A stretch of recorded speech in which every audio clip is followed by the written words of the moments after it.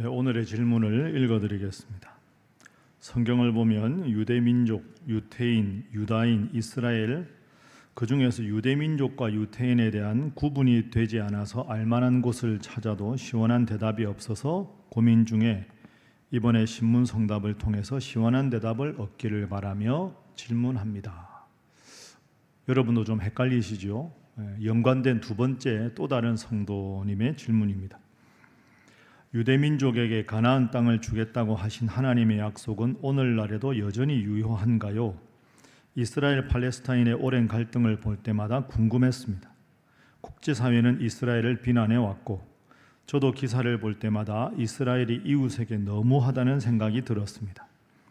그렇지만 하나님이 그들을 특별한 민족으로 삼으셔서 그 땅을 약속하신 거라면 감히 우리가 오늘날의 상식의 잣대로 판단해서는 안 되는 게 아닌가 싶기도 합니다. 먼저 귀한 질문에 감사드립니다. 1번 질문은 용어에 대한 질문이고 2번 질문은 여러분도 뉴스 보실 때마다 그 현대 이스라엘과 팔레스타인의 아주 그 갈등, 테러, 전쟁 이런 문제를 볼 때 우리가 신앙인으로 이 문제를 어떻게 바라보는 것이 맞나 이런 생각을 아마 많이들 해보셨을 겁니다.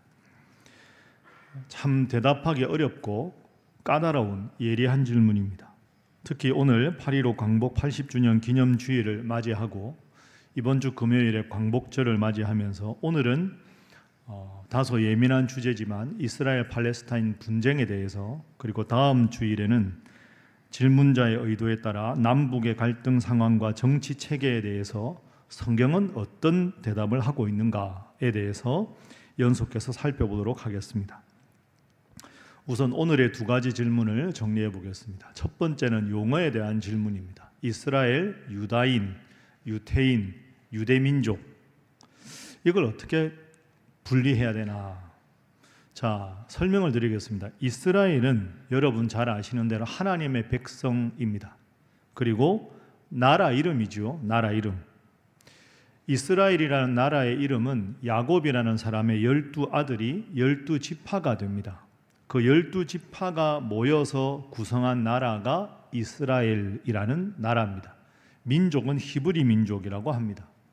그래서 구약 성경에 보면 야곱의 12아들이 12지파가 돼서 12지파가 하나의 나라를 이루는데 그 나라 이름이 뭡니까? 이스라엘입니다. 이스라엘이라는 나라가 세워진 것은 구약시대 기원전 1050년 931년까지 120년 동안 이스라엘이라는 한 나라로 존속했습니다. 그러다가 이 이스라엘이라는 나라가 두 나라로 분리가 됩니다. 분리가 돼서 10지파가 분리해서 나간 나라가 북이스라엘이 되고 두 지파는 남아서 남유다가 됩니다. 그러니까 구약을 읽다 보면 여러분이 헷갈리시는 게 원래 나라 이름이 이스라엘이었다가 그 다음에는 북이스라엘, 남유다로 나누어집니다.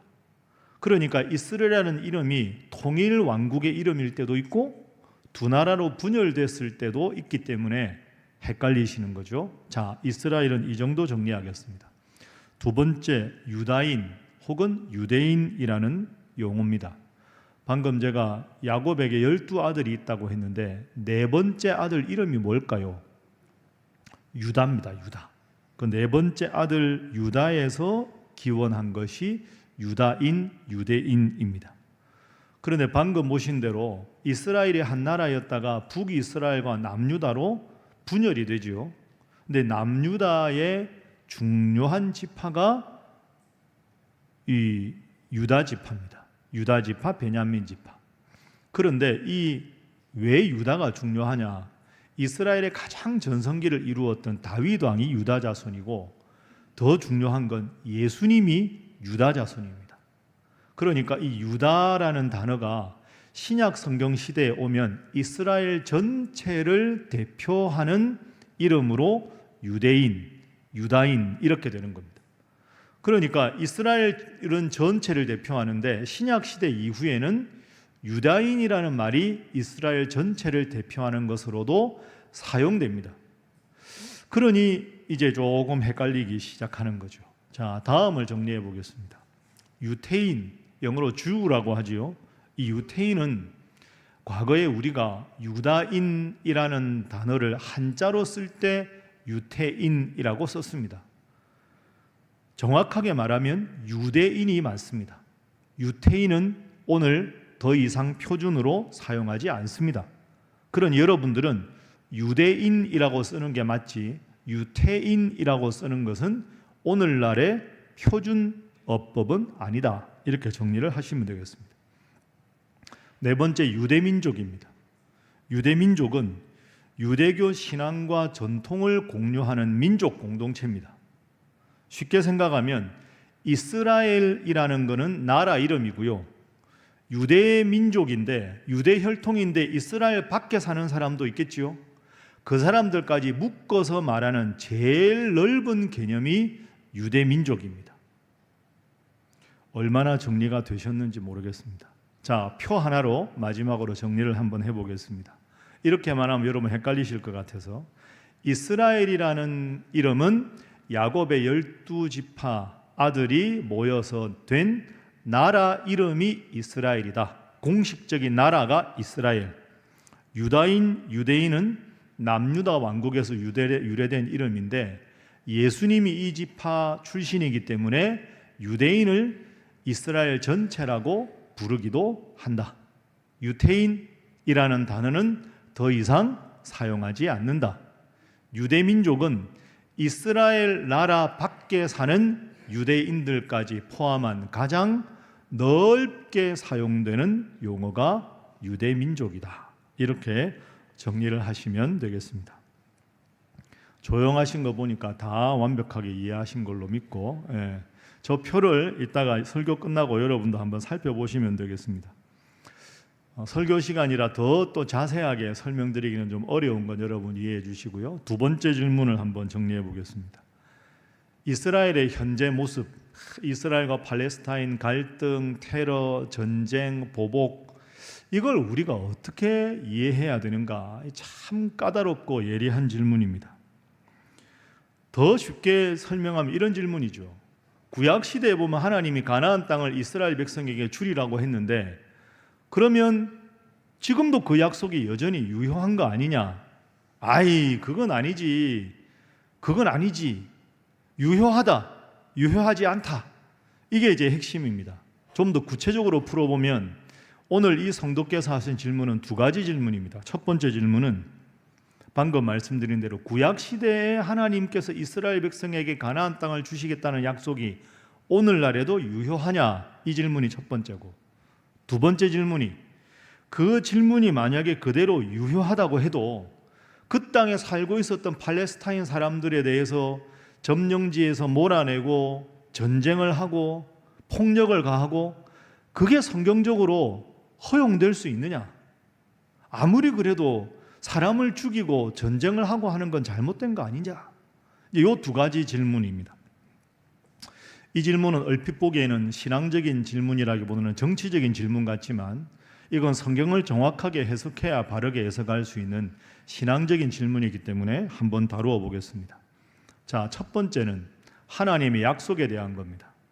구약 성경에 과연 가나안 땅에 대한 하나님의 약속이 무엇이냐? 여러분 잘 아시는 내용이지요. 하나님께서 아브라함에게 가나안 땅을 너와 너의 후손들에게 주겠다고 약속을 하셨습니다. 자, 한번 함께 찾아서 읽어볼까요? 화면 보십시오. 창세기 12장 7절 말씀입니다.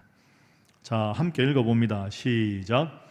여호와께서 아브라함에게 나타나 이르시되 내가 이 땅을 내 자손에게 주리라 하신지라.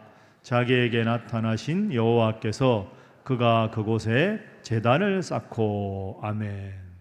따라합니다. 내가 이 땅을 내 자손에게 주리라. 이 땅이 가나안 땅이거든요. 그러니까 하나님은 분명히 가나안 땅을 아브라함 너의 자손들에게 줄 것이다 하고 약속을 하셨습니다.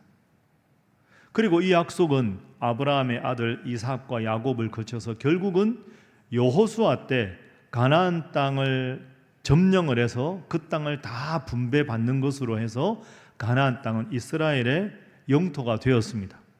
그런데 그 후에 어떻게 됩니까? 이스라엘이라는 나라가 망하지요. 나라가 망하고 바벨론의 포로로 잡혀가고 70년간 포로 생활하다가 다시 돌아옵니다. 돌아와 살다가 또 나라가 사라집니다. 그래서 우리가 아는 구약시대의 이스라엘이 아니라 오늘날 이스라엘이라는 나라는 1948년에 건국이 되었습니다.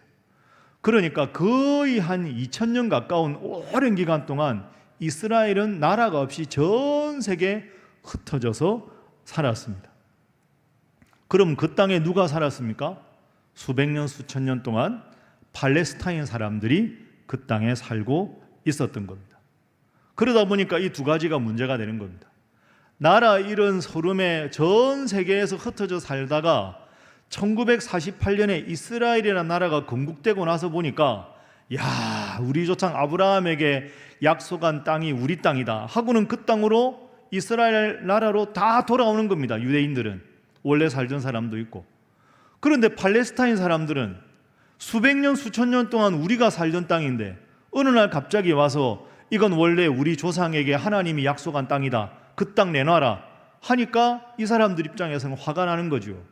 땅은 하나인데 원래 우리 땅이다, 이스라엘 입장이고, 우리가 오랫동안 살던 땅인데 갑자기 땅 내놓으라고 하냐 하고 갈등이 생기게 되는 겁니다. 그러니 그 싸움이, 그 갈등이 오늘까지 계속되는 거죠. 자, 두 번째는 이스라엘 팔레스타인 분쟁, 오늘의 현실을 한번 생각해 보겠습니다. 다 아시는 대로 이 분쟁은 수십 년간 계속됩니다.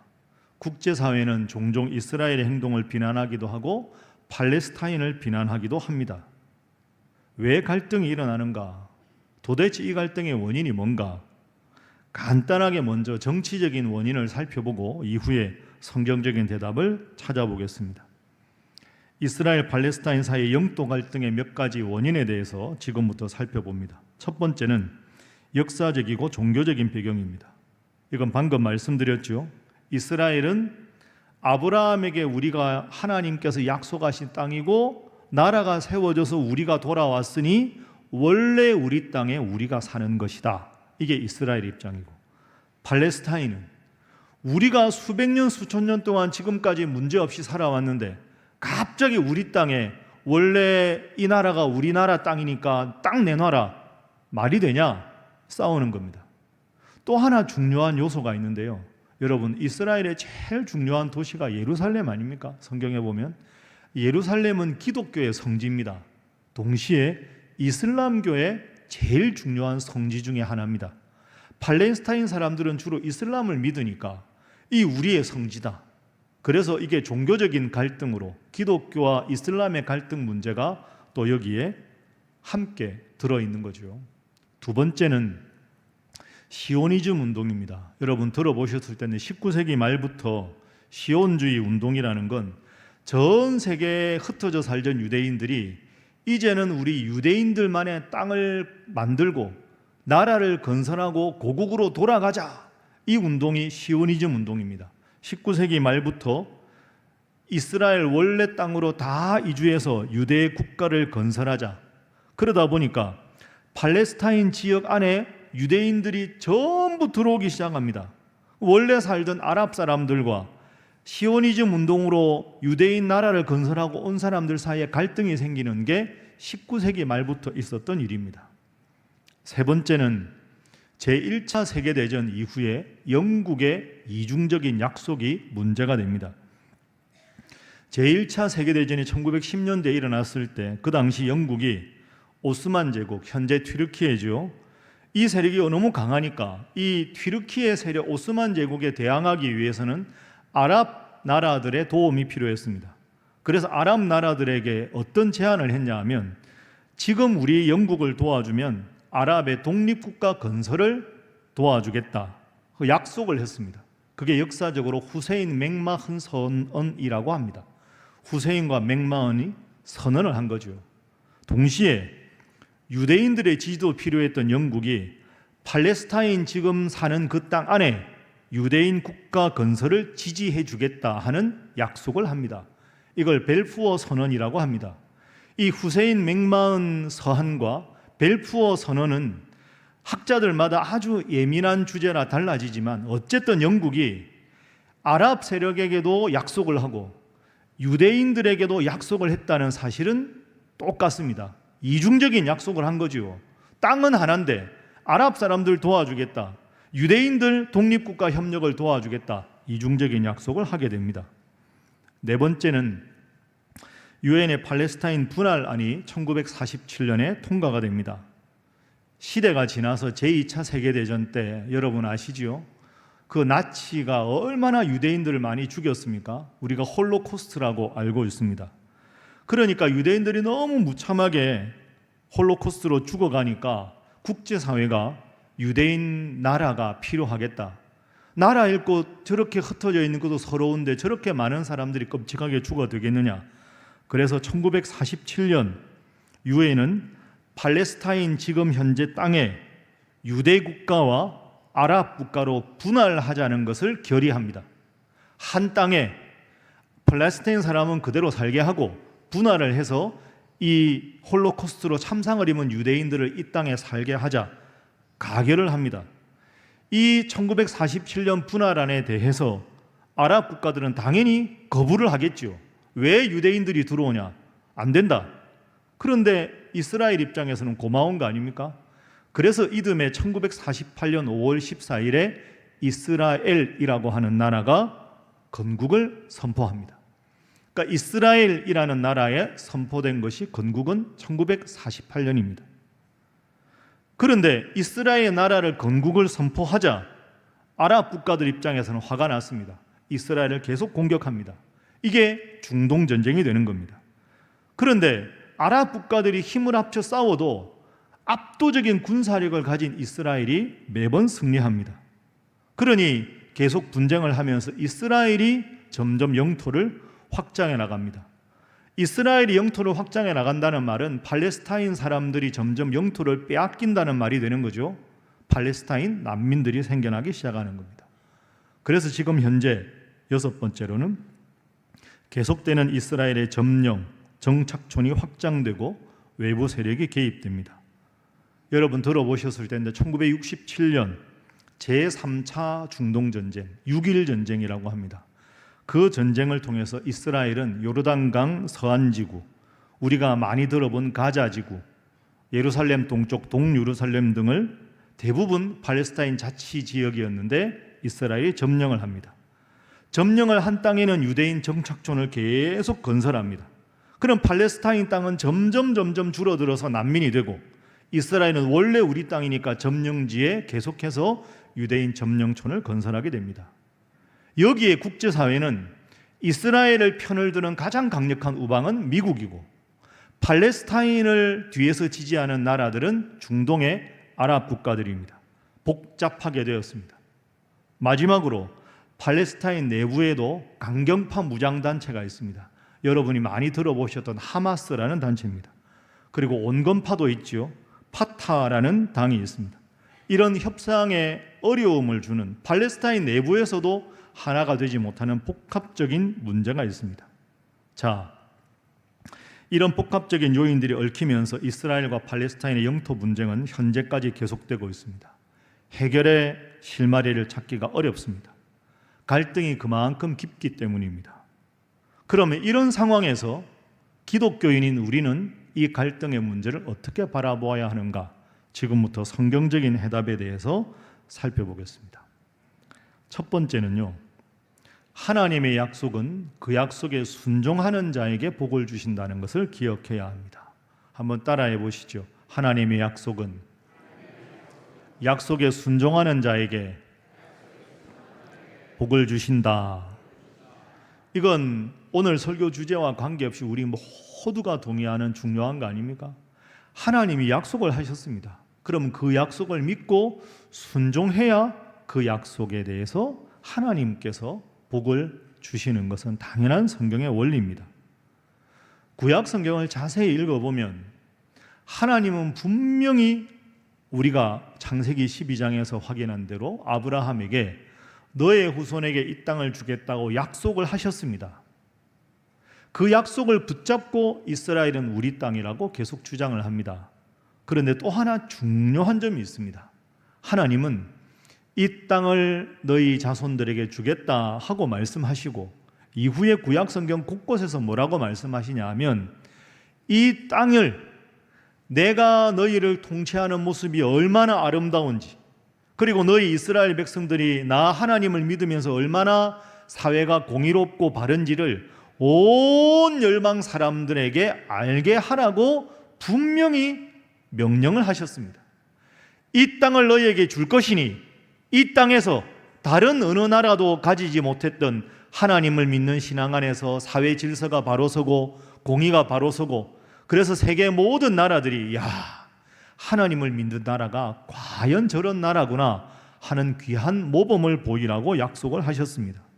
그런데 그렇게 하지 않고 이스라엘이 하나님 대신에 이방신을 섬기고 사회 공의와 질서가 아니라 온갖 잘못과 부정과 부패로 얼룩졌을 때, 하나님은 약속하신 하나님이지만 이스라엘을 치셨습니다.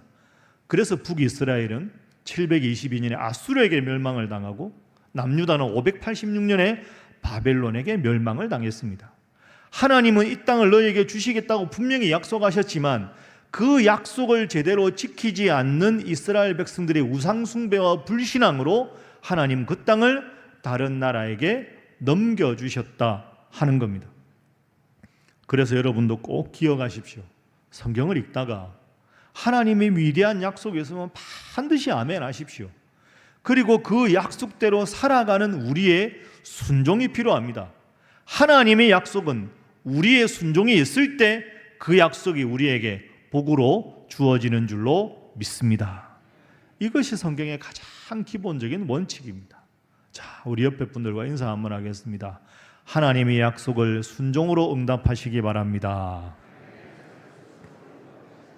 한 번 더 합니다. 그래야 하나님께서 복을 주십니다. 여러분, 또 하나 한번 생각해 보십시오. 여러분 아마 이스라엘 사람들 하면 하나님 제일 잘 섬기는 사람들일 것이다, 이렇게들 쉽게 생각하실 겁니다. 결코 그렇지가 않습니다. 지금 이스라엘 1948년에 건국된 이스라엘의 총 인구가 990만 명입니다. 작년 5월 달에 이스라엘 중앙통계국 공식 통계를 제가 한번 살펴보았습니다. 자, 그런데 지금 990만 명의 이스라엘 사람들 중에 종교 인구가 어떻게 되는가? 작년 통계니까 오늘 통계하고 비슷하겠죠? 여러분 표 한번 보시지요. 지금 990만 명 이스라엘 사람들 중에서 유대교인들이 73.6에서 74.2%입니다. 유대교인은 무슨 말입니까? 하나님은 믿는데 예수님을 구원자로 인정하지 않는 사람들입니다. 그러니까 예수님은 구약의 선지자 중에 하나지 예수 믿어 구원받는다는 우리의 믿음을 가지지 않은 사람이 저렇게 많습니다. 이스라엘 안에 이슬람 신자들이 18% 정도 됩니다. 그 밑에 보십시오. 이스라엘 사람들 중에 예수님 믿어서 구원받는다고 여러분들처럼 우리처럼 예배드리는 인구가 2%가 안 됩니다. 공식 통계입니다. 드루즈교라고 나오죠. 드루즈교는 이슬람교의 분파거든요. 그게 또 1.6% 정도 됩니다. 자, 여러분 990만 명 중에서 기독교인이 20만 명이 안 됩니다. 지금 현재 이스라엘 사람들 중에. 저 통계는 이슬람교를 믿는 사람들의 10분의 1이 안 되는 겁니다. 이게 심각한 이스라엘의 현재 상황입니다.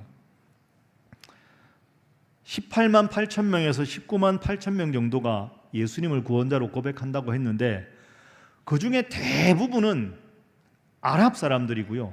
순수 유대인들, 우리가 아는 유대 혈통을 가진 사람들 중에서 예수님을 구원자로 믿는 사람은 2만 명에서 3만 명입니다.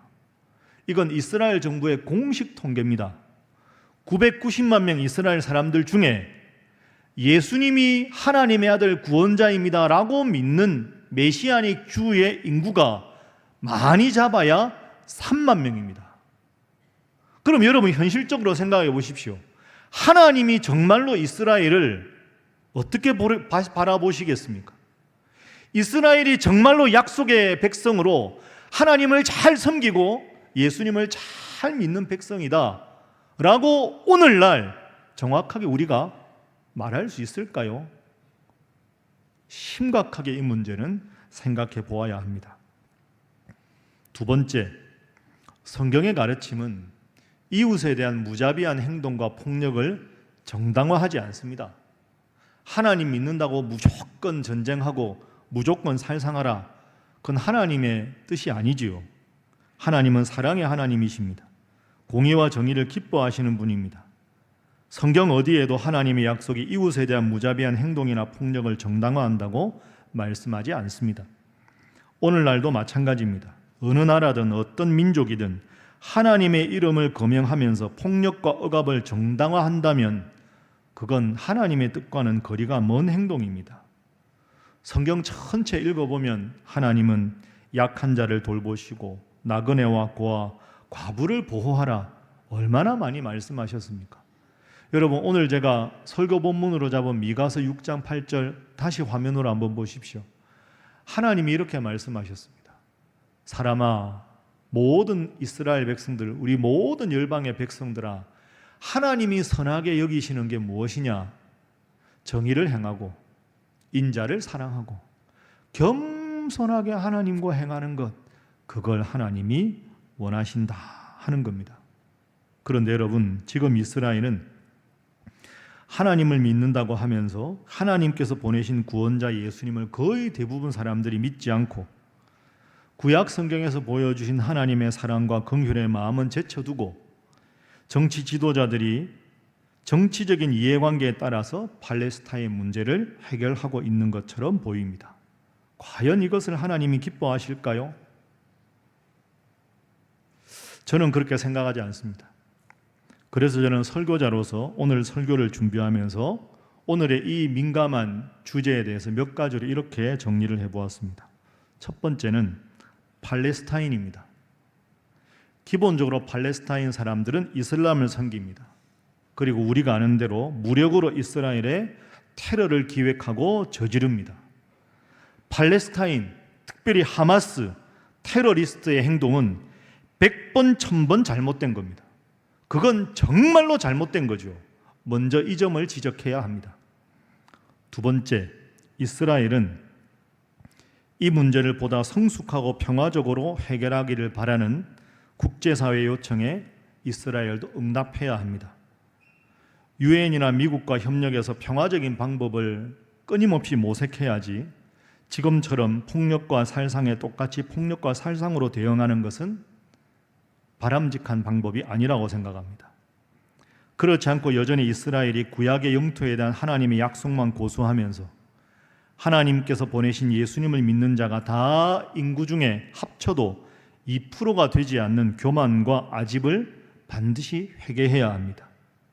그렇게 회개하고 하나님을 믿고 예수님을 구원자로 진정으로 고백하고 될 때, 바로 그때 하나님께서는 이스라엘을 도와주시고 그 땅을 평화적으로 회복하도록 도와주실 것입니다.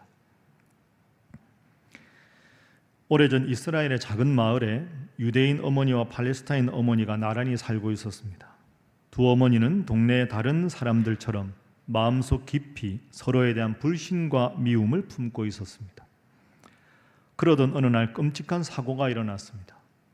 폭발로 인해 마을 전체가 아수라장이 되었고 혼란 속에서 유대인 어머니의 아이가 잔해에 깔려버린 것입니다.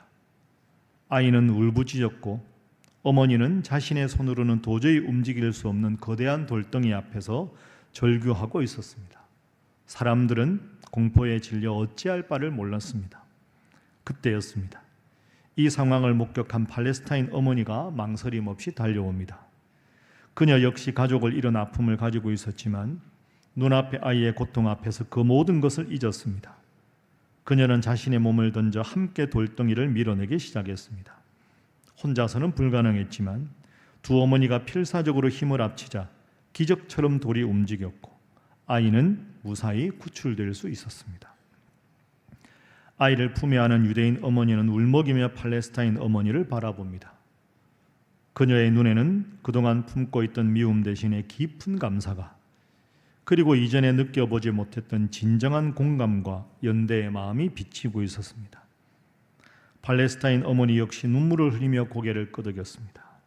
그 순간 두 어머니는 비로소 서로가 이웃이라는 사실을 깊이 깨달았던 것입니다. 사랑하는 우리 신일교회 성도 여러분, 이 이야기는 오늘 우리에게 무엇을 말해주고 있습니까? 하나님께서는 구약을 통해서 이스라엘 백성들에게 가나안 땅을 약속하셨지만 그 약속은 단순한 영토 소유를 넘어서 하나님의 공의와 사랑이 구현되는 거룩한 삶의 자리를 의미합니다. 약속의 땅은 결코 이웃을 억압하고 배척하는 수단이 될 수 없습니다. 오히려 그 땅은 하나님의 사랑을 모든 민족에게 흘려보내는 통로가 되어야 합니다. 오늘날 이스라엘과 팔레스타인의 갈등 속에서 우리는 누구의 편을 들기 전에 하나님의 마음을 헤아려야 합니다. 하나님은 결코 폭력과 전쟁과 끔찍한 살인을 기뻐하는 분이 아닙니다. 오히려 성경은 우리에게 약한 자를 돌보고 정의를 행하며 이웃을 내 몸과 같이 사랑하라고 명령하고 있습니다. 또 하나 우리 모두가 잊지 말아야 할 것이 있습니다. 오늘 이 예배에 참석한 우리 모든 신일의 성도 여러분들은 하나님의 아들 예수님을 구원자로 믿는 참되고 영적인 이스라엘 백성들입니다. 그래서 우리는 영적인 이스라엘 백성으로 하나님께서 이 땅에 열방에 원하시는 진정한 평화가 임하도록 기도해야 합니다. 그리고 그 기도는 앞서 예를 든 것처럼 단순한 추상적인 기도가 아니라 우리 삶의 자리에서 화해를 이루고 용서하며 사랑을 실천하는 구체적인 행동으로 이어져야 합니다. 이것이 8.15 광복 80주년 남북 평화 통일을 준비하는 우리의 기도요 자세가 되어야 합니다. 여러분, 예수님의 그 큰 사랑의 힘으로 우리들 각자가 영적인 이스라엘인 하나님의 진정한 백성으로 이웃의 아픔에 공감하고 평화를 위해 한 걸음 더 나아갈 때 비로소 하나님의 약속은 오늘날 이 땅에서 진정한 평화로 성취될 것입니다. 이 시간 우리는 어떤 이웃에게 여전히 마음의 빗장을 걸고 있지는 않은가 돌아보고 하나님의 사랑으로 그 빗장을 열 수 있는 용기를 달라고 함께 기도하고 함께 결단하는 우리 신일의 모든 성도들이 되시기를 바랍니다. 기도하겠습니다. 하나님, 저희들은 한 손에는 성경을 붙잡고 있으나 또 한편 복잡한 삶의 여건 속에 또 한 손에는 신문과 뉴스를 접하면서 살아갑니다. 하나님, 저희로 하여금 좌로나 우로나 치우치지 말게 하시고 모든 일에 주님 주신 지혜로 성숙한 신앙인으로 살아가게 하여 주옵소서. 저희들은 부족하오니 범사에 주님의 지혜를 더하셔서 오직 주님의 영광을 위해 살게 하여 주시고 나만을 위한 기도를 넘어서 이웃과 나라와 민족과 갈등과 다툼 속에 있는 열방들에게 주님의 평화가 임하기를 기도하는 우리 신일의 성도들이 되게 하여 주옵소서. 하나님, 또한 이 땅에 주님 주시는 진정한 남북의 평화통이 오는 그날까지 간절히 북녘의 동포들을 위하여 남북의 평화통일을 위해 기도하는 저희들이 되게 하여 주옵소서. 예수님의 이름으로 기도하옵나이다. 아멘.